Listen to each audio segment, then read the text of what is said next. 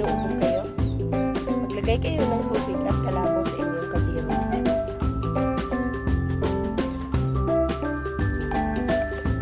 Huwag kalimutan